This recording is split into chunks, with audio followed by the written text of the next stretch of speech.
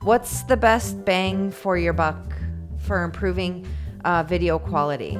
Is there an editing technique that gives the biggest return, or is upgrading your camera equipment or lighting something else a better bet? So I start or over. is thank you. No, I'm just kidding. Sergeant I got Smarty. it. Okay. So peep this. Or is something about the camera performance? What would be your tip for new folks to improve quality the most in the shortest time? How are there so many words in that question? The most. I understood the Just question. quality, not 25% engagement of the way or through the popularity. I still wasn't done. Turns out you could use half the words and I'll still know what you mean. Fuck, let's hear from That's Zoe. from Sergeant Sparty. Rapping gun, and I don't know exactly what I do with it. Okay, thank you, Zoe. I'm gonna say a couple quick things. One, if you have a phone that you got within the past couple of years, chances are you have more technology in your pocket than anyone who made any of the movies up until like 1993. Yeah. So camera-wise, chances are, if you have a phone, smartphone, you're set. Lighting is super important to making things look better, but there's a way to fudge that. There are cheap lights. There, depending on what you want to, it all depends on what you want to make, but you could stand in a fucking window and use beautiful filtered daylight through the window. Every day nature gives us perfect light right before sunset, the hour before sunset, called the golden hour. There's another one of those in the morning if you fuck with light. Okay.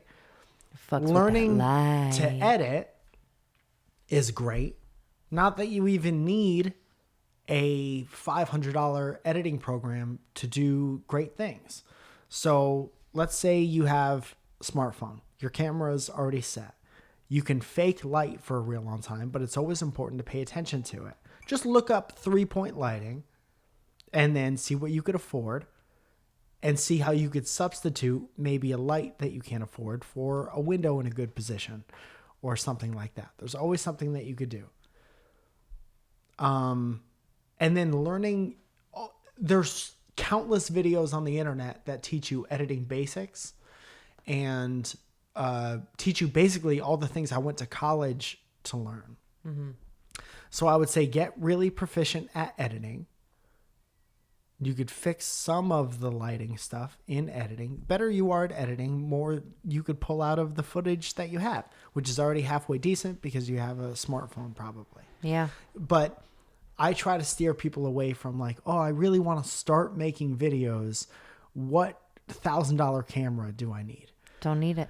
You don't need that. If you want to do it, and if you get to the point where I didn't start spending thousands of dollars on equipment until I was making thousands of dollars shooting weddings and doing projects for people and stuff like that. Right. So I would say if you're going to spend money on anything, lights can be cheap and are important and will make your stuff look better.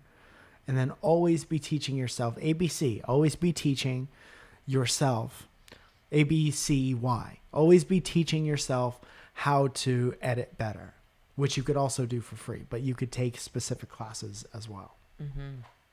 John Frank asks, what is the best lesson you've learned from failure?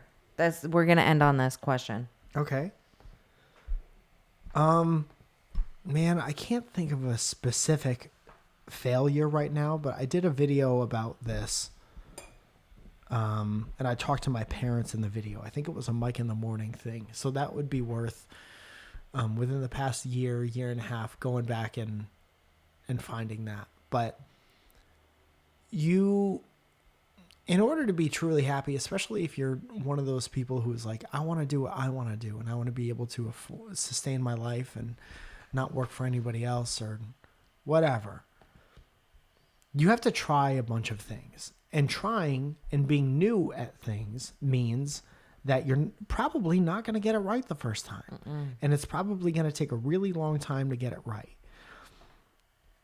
And when you eventually get it right, it's because you've tried and come up short and look back on how you tried and figured out the things that didn't work. And then when you try again, you eliminate the things that didn't work. It's like an interpersonal relationship. When you're like, I want to have a boyfriend. You start off, you're like, I want to have a boyfriend or a girlfriend. And then you get one and they cheat on you and they lie and they do a bunch of things that you're not down with. So the next time you get a boyfriend, girlfriend, you're like, okay, now I want someone who doesn't do this. And you start, you make that checklist in your mind. I want this. I don't want this. You do that same thing with your goals and your aspirations. It's like dating your drive. And then I want to be a professional baseball player, but I have no muscle whatsoever. So the first time you tried, you failed because you had no muscle. What do? You go back and you get muscle. Yeah. You work on your muscle. And then you're actively getting past the barriers between you and the thing, Imagine coming up to a physical barrier for the first time in your life. You come up to a wooden horse, And you got to climb over it. Yeah. Yeah. Like first time I tried to walk through it and now I have splinters in my belly. So that ain't it. Yep. Maybe I go under it and then you're past the horse. Yeah. So really any failure, the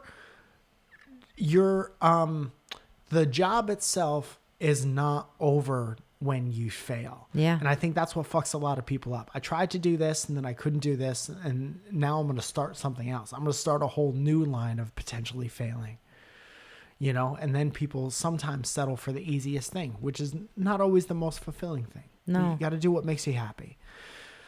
So I feel like a lot of the time failures are lessons to be learned. yes.